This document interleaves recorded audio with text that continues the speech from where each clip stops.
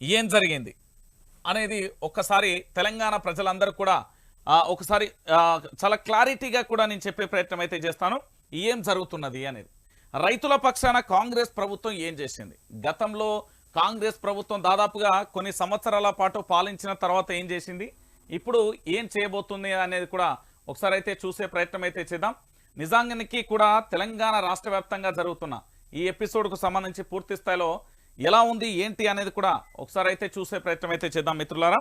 Right, Revanth Reddy మీ అందరికీ తెలిసిన వ్యక్తే. ఈయన ఎవరో కాదు, పూర్తి స్థాయిలో ఆంధ్రప్రదేశ్కు సంబంధించిన మాజీ ముఖ్యమంత్రి వర్యులు ఎవరు, నారా చంద్రబాబుకు సంబంధించి ప్రధానమైన శిష్యుడు. మీ అందరికీ తెలిసిన విషయమే. ఈయన చెప్పిన కొన్ని మాటలు, ఈయన చేస్తున్న వాగ్దానాలు నిజంగా తెలంగాణ ప్రజలకు ఏం చేస్తున్నాడు అనేది ఒకసారి చర్చిద్దాం. పూర్తి స్థాయిలో కూడా ఏం జరుగుతుంది, ఎలా ఉందో ఒకసారి చూడొచ్చు. రైతు ద్రోహి కాంగ్రెస్ ఎప్పటి నుంచో, ఈ రోజు నుంచి కాదు, రైతు రుణాలను రికవరీ చేయాలని కాంగ్రెస్ ప్రభుత్వం ఆదేశం. రుణాలు కట్టని రైతులను వదిలిపెట్టద్దు. తీర్చని వారిపైనే కాదు, వసూలు చేయని వారిపై కూడా కఠిన చర్యలు. అధికారులకు ఆదేశించిన వ్యవసాయ శాఖ మంత్రి తుమ్మల నాగేశ్వరరావు గారు. ఎన్నికలలో గెలవటానికి 2 లక్షల వరకు రుణమాఫీ చేస్తానని దొంగ హామీ, తీరా గెలిచాక రైతుల రుణాల రికవరీ చేయాలంటూ కూడా కాంగ్రెస్ ప్రభుత్వం చెప్పింది. ఇది నేను చెప్పిన మాట కాదు కదా. ఏం చేసింది కాంగ్రెస్?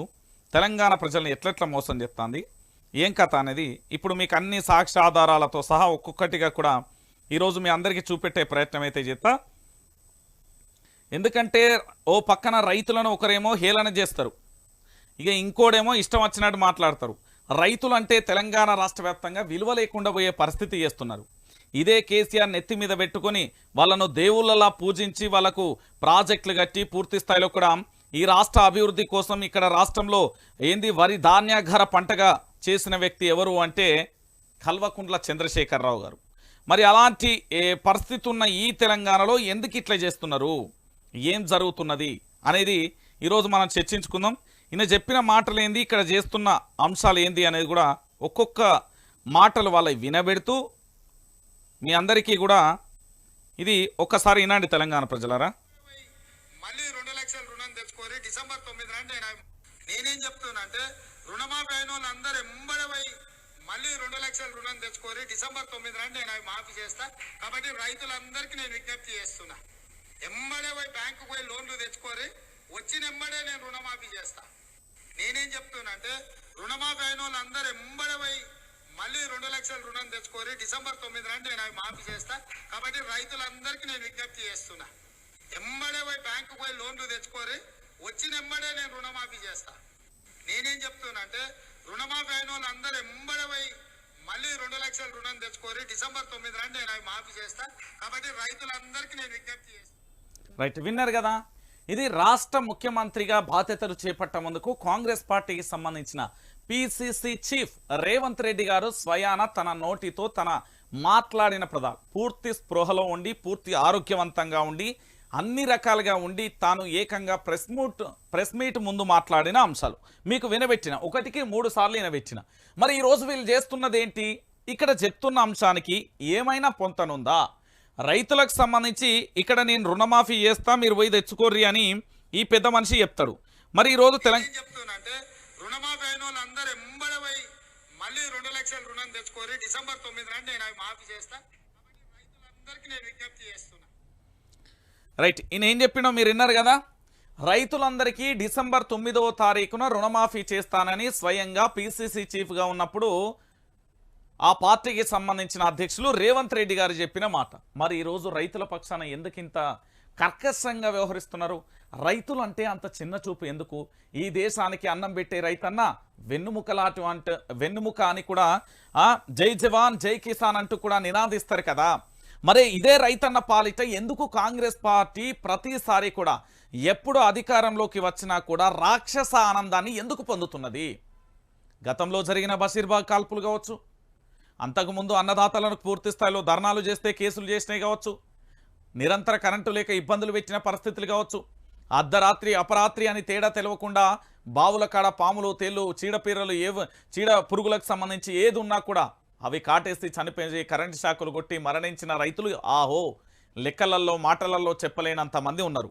మరి అలాంటిది ఈరోజు ఈయన ఏం చెప్పిండు, డిసెంబర్ 9వ తారీఖున రైతులకు సంబంధించి రుణమాఫీ చేస్తా అని చెప్పి ఈరోజు రేవంత్ రెడ్డి చెప్పిన మాట ఏంది, ఇక్కడ ఆయన చేస్తున్న పనేందయ్యా? గిరాగినే చేయాల్సింది. ఒక రాష్ట్ర ముఖ్యమంత్రి మాట ఇచ్చే, రాష్ట్ర ముఖ్యమంత్రిగా కాకముందుకు ప్రతిపక్షంలో ఉన్నప్పుడు వీళ్ళు చేసే పనేంది, ఇప్పుడు చేస్తున్న పరిస్థితి ఏంది 2 లక్షలకు రుణాలు కట్టని రైతులను వదిలిపెట్టవద్దు. ఏం చేస్తావు? కసాయి గొర్రెను, ఏది కసాయుడు కాక గొర్రెను కోసినట్టు కోస్తావా? మా రైతులందరినీ ఉసురు పోసుకుంటావా? ఏం చేస్తావా రేవంత్ రెడ్డి? నువ్వు ఏం చేస్తావు అంటున్నా. ముఖ్యమంత్రిగా నీకు అయి చేసేది ఏది లేదు. ఎందుకంటే పరిపాలన ఏ విధంగా చేయాలో తెలియదు ఫస్ట్. దాంతోపాటు ముఖ్యమంత్రి ఏ విధంగా అయినవో అది నీకు కూడా అర్థం కాదు. నాకు తెలిసి అనుకోకుండా ఊహించని విధంగా అకస్మాత్తుగా అయిన వ్యక్తి ఎవరన్నా ఉన్నారంటే అది నువ్వే. ఇంకోటి అడ్మినిస్ట్రేషన్ పరిపాలన ఎట్లుంటుందో తెలియదు. కానీ ఈరోజు రైతులను ఉసురు పోసుకుంటున్న పరిస్థితి కనబడుతుంది. రైతన్న కరెంటు కోసం ఏడవడతాడు, రైతన్న నీళ్ళ కోసం ఏడవడతాడు, రైతన్న రుణం కోసం ఏడవబట్టే, రైతన్న ఈరోజు పండించిన పంటకు మద్దతు ధర కోసం ఏడవబట్టే. ఇదే రైతన్నను ఇంత ముప్పు తిప్పలు పెడితే మీ ప్రభుత్వానికి ఏమొస్తుంది? ఈ రైతన్న చేతులతోనే కదా ఓట్లు వేయించుకున్నది. మార్పు మార్పు మార్పు అని చెప్పి ఆఖరికి నిరుద్యోగులందరూ మా తల్లిదండ్రులు మాకు ఉద్యోగాలు లేవని చెప్పిలు కదా. ఈరోజు నువ్వు హైదరాబాద్లో ఉండాలన్నా, నువ్వు పుస్తకం బట్టి చదవాలన్నా, నీ ఇంటికాడ మీ అమ్మా నాన్నలు వ్యవసాయం చేస్తేనే వాళ్ళు వేసే పైసలతోని ఇక్కడ నీళ్ళో గంజో ఏదో ఒకటి తాగుతూ చదువుకుంటున్నారు. అక్కడ వాళ్ళు పని చేయకపోతే, పంటలు వండపోతే నువ్వు ఈ హైదరాబాద్కు వచ్చి ఏం చదువుతావు? ఎన్నో కాడ కొలువు చేయాలి కదా. అది ఓటలా లేకపోతే సాఫ్ట్వేర్ రంగమా, ఏ ఉద్యోగమైనా కూడా నువ్వు చదువుకుంటేనే కదా చేసేది. మరి ఈరోజు నువ్వు చదువుకోవడానికి హైదరాబాద్లో ఉండి బిడ్డ ప్రభుత్వ కొలువు తెచ్చుకోరా అంటే నువ్వు కేసీఆర్ ప్రభుత్వం మీద పోరాటం చేతివి. ఈరోజు మీ అమ్మా నాన్నను నడి రోడ్డు మీద నెట్టబడుతుంది. ఇప్పుడు ఎవరు సమాధానం చెప్తారు? కల్వకుంట్ల చంద్రశేఖరరావు కావాలి అని ఇప్పుడు మీరు అనుకున్నంత మాత్రాన రాష్ట్ర ముఖ్యమంత్రిగా బాధ్యతలు ఎట్లా స్వీకరిస్తారు? సంపూర్ణమైన మెజార్టీ ఇచ్చింది ప్రజలే. 64 సీట్లను ఇచ్చిళ్ళు. ఇప్పుడు ఈ 64 సీట్లు ఇక్కడ ఉన్నాయి 39 సీట్లు. మరి ఈరోజు తెలంగాణ రైతాంగానికి సంబంధించి చాలామంది నిరుద్యోగులందరికీ పెద్ద ప్రశ్న ఇది. మీరు హైదరాబాద్కు రావాలన్నా, కోచింగ్ సెంటర్లలో కూర్చోవాలన్నా, ఇక్కడ పుస్తకాలు పెట్టి చదవాలన్నా, ఉద్యోగం తెచ్చుకోవాలన్నా, వాళ్ళు ఏంది తమ యొక్క రక్తాన్ని చెమట చుక్కగా మార్చి పంట పొలాలు పచ్చదనంతోని అక్కడ పైరులు పచ్చగా ఉండి వచ్చిన పంటలతోని మీరు ఇక్కడ హైదరాబాద్లో వాళ్ళు ₹2 పంపిస్తే ఇక్కడ కూర్చొని చదువుకునే పరిస్థితి ఉండే. ఈరోజు మీ అమ్మా నాన్నలకే ఆడ దిక్కు దివాన లేకపోతే పరిస్థితి ఏంది? రేపు మన భవిష్యత్తు ఏంది? ఒకసారి మీరే ఆలోచించండి నిరుద్యోగులారా. మీరు పోరాటం చేసేళ్ళు, ఇగో రైతుల పాలిట ఇప్పుడు మీరు ఇక్కడ చదువుకుంటా అని చెప్పి పుస్తకాలు ఏదో పట్టుకొని ఇట్లా చదువుతా ఉంటే నీ ఇంటికాడ బ్యాంకు నుండి నోటీసులు వచ్చినాయి, నీ దర్వాజాలు ఉడబెక్తున్నారు, నీ ఇంట్లో ఉన్న సామాన్లు అవన్నీ తీస్తున్నారు రా అని నీ స్నేహితుడు ఒక్కసారి ఫోన్ చేస్తే నీ కడుపులో రగిలే బాధ ఎంత? నీ కళ్ళల్లో ఉండే కన్నీరు ఎంత? ఒక్కసారి ఆలోచించు నిరుద్యోగి. ఈరోజు కేసీఆర్ అనే వ్యక్తి లేకపోవడం వల్ల జరిగే ఏంది అంటే ప్రమాదపు అంచుల్లో తెలంగాణ. నేను మళ్ళీ చెప్తున్నా, ఇంకా చాలా ఉంది. ఈరోజు దాదాపుగా మీరందరూ దయచేసి లైవ్ను ప్రతి ఒక్కరికి షేర్ చేయండి. ఒక సామాన్య కుటుంబం నుండి వచ్చిన వ్యక్తులు ఏ విధంగా అల్లాడిపోతున్నారు ఈ రేవంత్ రెడ్డి ప్రభుత్వంలో అనేది మీ అందరికీ కూడా నేను చెప్తున్నా. ఎస్, రేవంత్ రెడ్డి వద్దు, కేసీఆర్ ముద్దు అనే నినాదం ఎందుకు వస్తున్నది? పట్టుమని 30 రోజులు కాలే పర్యటనలో 6 సార్లు ఎందుకైనాయి? తెలంగాణ ప్రజల యొక్క సొమ్ము, తెలంగాణ ప్రాంత బిడ్డల సొమ్ము కాదా? ఒకసారి మీరే ఆలోచించండి తెలంగాణ ప్రజలారా. ఇప్పుడు జరుగుతున్న వాస్తవాలను ఒకసారి మనం చూద్దాం. ఇక రుణాలను రికవరీ చేయమని వ్యవసాయ శాఖ మంత్రి చెప్పినప్పుడు మీకు రైతు రుణమాఫీ ఎక్కడిది? ఈయన చెప్పిన మాటలు, ఈయన చెప్పిన బూటకపు మాటలు విని ఈరోజు మన పరిస్థితులు గిట్లా అల్లాడిపోతున్నాయి. మరి ఏం చేద్దామంటారు? ఏమైపోతుంది తెలంగాణ? ఎట్లా బ్రతకాలి? భూములన్నీ పచ్చగుంటేనే సిటీలన్నీ పట్టణాలన్నీ కలకలలాడతాయి. భూములన్నీ పచ్చగా ఉంటేనే ప్రతి కుటుంబం కలకలలాడుతుంది. మరి ఈరోజు మన పరిస్థితి ఏంది? నిరుద్యోగులు వచ్చి ఉద్యోగాల కోసం హైదరాబాద్ నడి రోడ్డు మీద ధర్నాలు రాస్తోకోలు చేస్తే మీ అమ్మా నాన్న ఇప్పుడు వచ్చి అదే రోడ్డు మీద కూర్చుంటున్నారు. మిస్టర్ నిరుద్యోగి గుర్తుపెట్టుకో, ఎవడో రాజకీయ స్వార్థాల కోసం వాడు అల్లిన ఒక అలలో ఒక ఉచ్చులో నువ్వు పడతీవి. ఈరోజు మేధావులు అని చెప్పుకునే వాళ్ళందరూ 7,000 పాపం నాకు కన్నీళ్ళు వస్తానే వాళ్ళని చూస్తే బాధేస్తుంది.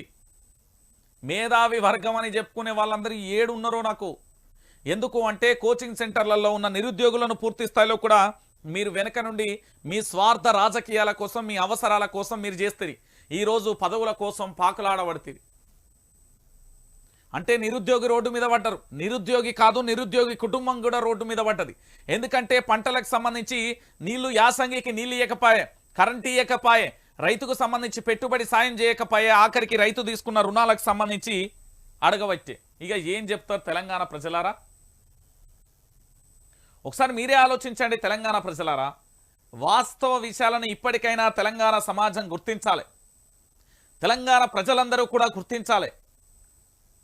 ఇప్పటికైనా మన తెలంగాణలో జరుగుతున్న అంశాలన్నింటినీ కూడా ఇప్పటికైనా వాస్తవాలు తెలుసుకోవాలి. వీళ్ళు 40 రోజులలో చేయండి 60 రోజులలో చేస్తారా?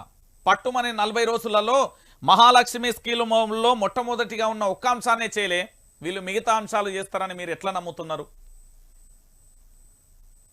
ఒకసారి ఆలోచించండి. ఇది ప్రధానమైన విషయం.